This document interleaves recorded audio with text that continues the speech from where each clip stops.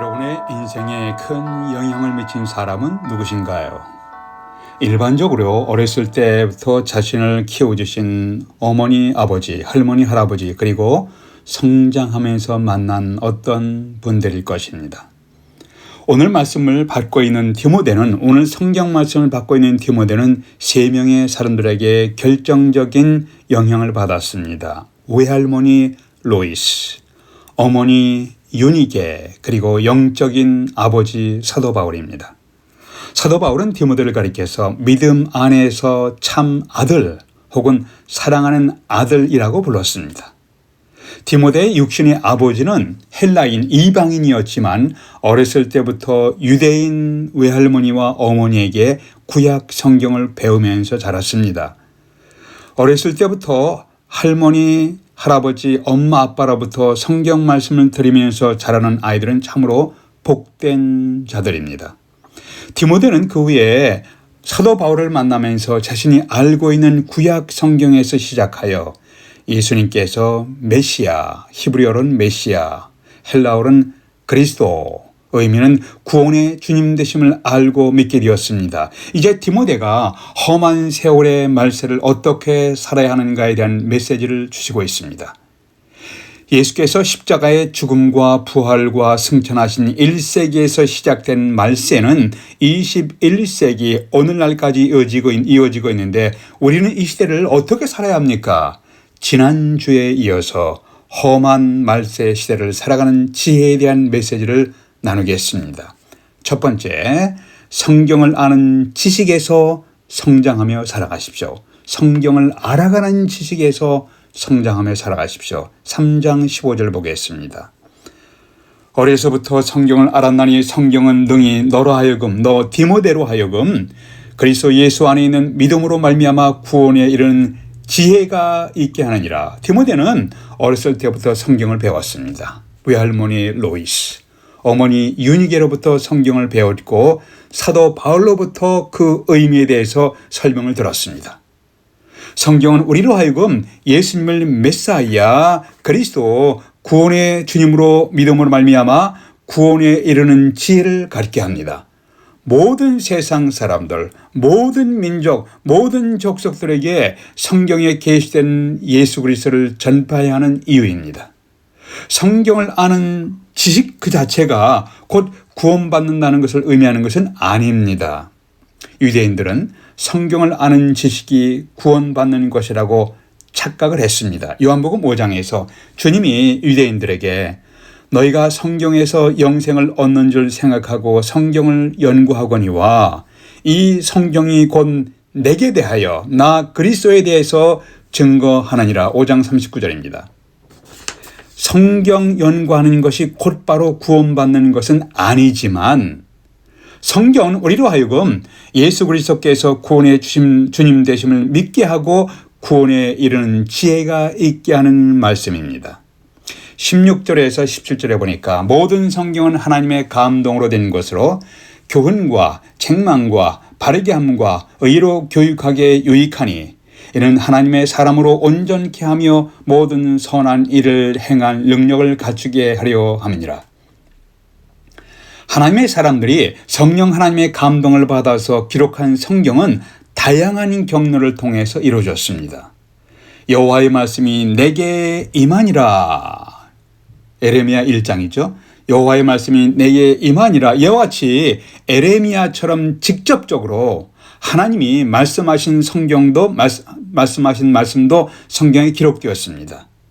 다니엘서 12장에 다니엘은 하나님이 보여주신 여러 환상을 보았습니다. 예언한 말씀을 들었습니다. 이때 다니엘이 이렇게 말합니다. 내가 듣고도 깨닫지 못한지라.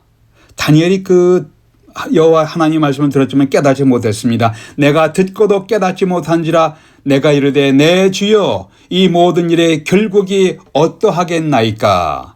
이때 주님이 이렇게 말씀하십니다. 다니엘아 갈지어다. 이 말은 마지막 때까지 간수하고 봉합할 것임이니라. 하나님이 말씀하신 것을 듣고도 제가 이해가 안 됩니다. 이 모든 일의 결국은 어떻게 될 것인가요? 라고 다니엘이 이해가 안 되는 부분을 질문하니까 하나님께서 내가 지금 알 필요가 없다. 그냥 내 말과 내가 본 비전을 기록해 놓아라. 다니엘은 자신이 이해하지 못하는 하나님의 말씀도 기록했습니다. 기록자가 이해하지 못하는 말씀도 있습니다. 양을 치는 목자였던 다윗은 자신과 양의 관계를 묵상하면서 여호와 하나님은 내 인생의 목자이십니다라고 하면서 하나님이 어떤 분인지를 묘사했습니다. 세무 공무원이었던 마태는 예수님의 탄생과 승천하심을 자세히 연구하고 직접 경험한 것을 토대로 해서 예수께서 메시아 그리스도이심을 증거하는 기록을 남겼습니다. 그것이 마태복음입니다. 여러 다양한 배경과 스타일로 기록된 성경인데 우리로 하여금 예수께서 구원의 주님이심을 믿고 깨닫고 죄로 인한 심판에서 구원받는 지혜가 있게 하는 성경을 배우는 것이 매우 중요합니다. 3장 전반부에서 말세시대의 특징을 언급한 것처럼 악한 사람은 더욱 악하게 될 것입니다. 속이는 자들은 더욱 속이는 자가 될 것입니다. 험하고 악한 말세시대를 우리는 어떻게 살아야 합니까? 첫 번째는 성경을 아는 지식에서 성장하며 성숙해가며 살아야 합니다. 두 번째, 복음의 진리를 증거하며 나누며 살아야 합니다. 4장 1절과 2절 보겠습니다. 하나님 앞과 살아있는 자와 죽은 자를 심판하실 그리스도 예수 앞에서 그가 나타나실 것과 그의 나라를 두고 엄히 명하노니 너는 말씀을 전파하라. 때를 얻든지 못 얻든지 항상 심수라. 여기서 말씀을 전파하라는 것은 공식적이든지 개인적이든지 소그룹 모임이든지 온라인 공간이든지 너희는 기회 있는 대로 복음의 진리를 나누며 증거하라는 의미입니다. 요한계시록 12장에서 마귀가 자기 때가 얼마 남지 않은 줄을 알므로 크게 분내는 장면들이 나옵니다. 이 마귀는 늘 비방하며 고소하는 자입니다. 11절에서 요한계시록 12장 11절에서 우리 형제들이 어린 양의 피와 자기들이 증언하는 말씀으로서 그를 이겼도다. 우리 형제들이 어린 양의 피와 자기들이 증거하는 말씀으로서 그를 마귀를 사탄을 이겼다. 자신들이 증거하는 복음의 진리로 마귀라고도 하고 사탄이라고도 하는 자를 이겼습니다. 갈등을 조장하는 자입니다. 이간질하는 자입니다. 분란을 조장하는 자입니다. 참수하는 자입니다. 이가 바로 마귀이며 사탄입니다. 마귀라고도 하고 사탄이라고도 하는 자입니다. 악한 영들의 활동이 더욱 공격적이며 교활해지는 말세의 고난의 시기를 우리는 어떻게 극복하며 살아갈 수 있습니까? 복음의 진리를 증거하며 함으로 자신은 더욱 큰 확신 가운데 거하게 되고 듣는 자들은 예수 그리스도 앞에 나와 새로운 삶을 살아가게 될 것입니다. 이렇게 말씀하시는 시점에서 사도 바울은 자신이 머지않아 이 세상을 떠나게 될 것을 내다봤습니다.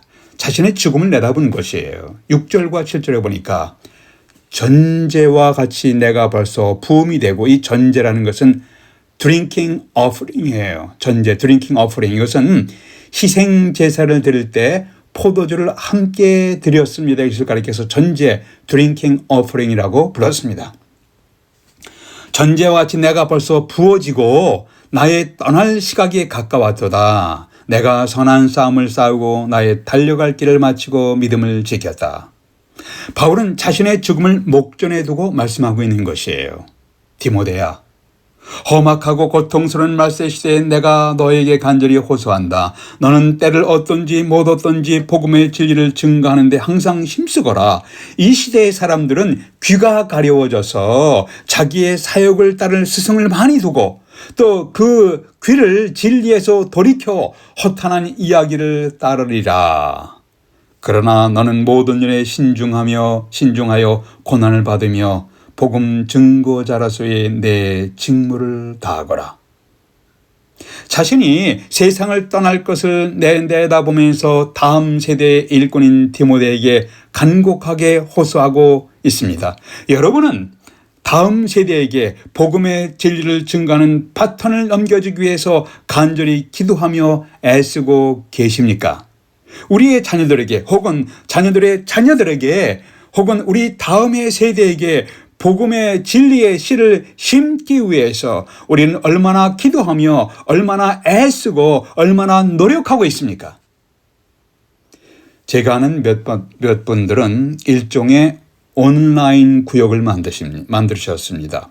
온라인 목장 같은 공간을 만들어 놓고 매일마다 성경을 나누며 교제하십니다. 매일마다 성경을 읽으시는데 읽은 것을 온라인 나눔방에 올리면 그에 대한 응답하고 기도하는 모습입니다. 발달한 기계 문명을 매우 잘 활용해서 온라인 공간을 만들어 서로 경건의 말씀을 나누며 기도하고 격려하는 좋은 방법이라고 생각됩니다. 저도 몇몇 분들과 온라인 공간에서 기도 제목을 나누고 문자로 기도문을 보내기도 하고 받기도 하며 교제하고 있습니다. 때로는 성경 설교 영상도 나누고 선교지 소식과 기도 제목도 나누고 있습니다. 3장 13절의 말씀에서 악한 자들은 더욱 악해질 것이다. 속이는 자들은 더욱 속이기도 하고 하는 그런 말세에 험난한 시대가 될 것이다. 하나님 없이 살아가는 사람들은 더욱 악해지게 될 것입니다. 이런 시대의 4장에서 디모데후서의 4장에서 바울은 너는 개인적이든지 공식적이든지 소그룹이든지 복음의 진리를 증거하라. 온라인상이든지 복음의 진리를 증거하라. 때를 얻든지 못 얻든지 항상 심쓰라고 하십니다. 한 세대는 가고 또 다른 세대는 올 것입니다. 주님의 재림하실 때까지 신실한 증인들에 의해서 복음의 진리는 계속 증거될 것입니다. 돈을 얼마큼 투자하면 시민권을 주는 나라들이 있습니다. 우리는 이런 환경에서 우리는 아무 대가 없이 아무 대가를 지불하지 않고도 공짜로 복음을 듣고 예수 그리스도를 믿고 구원받았습니다. 공짜로 하나님 나라의 시민 백성이 되었습니다. 우리 모두는 복음의 빚진 자들입니다. 수많은 신실한 복음의 일꾼들을 통해서 우리에게까지 복음의 진리가 전파되었습니다. 복음의 진리가 초점을 맞추고 증거하시는 예수 그리스도의 메시아 그리스도 구원의 주님으로 믿음으로 죄로 인한 심판에서 구원을 받게 되었습니다.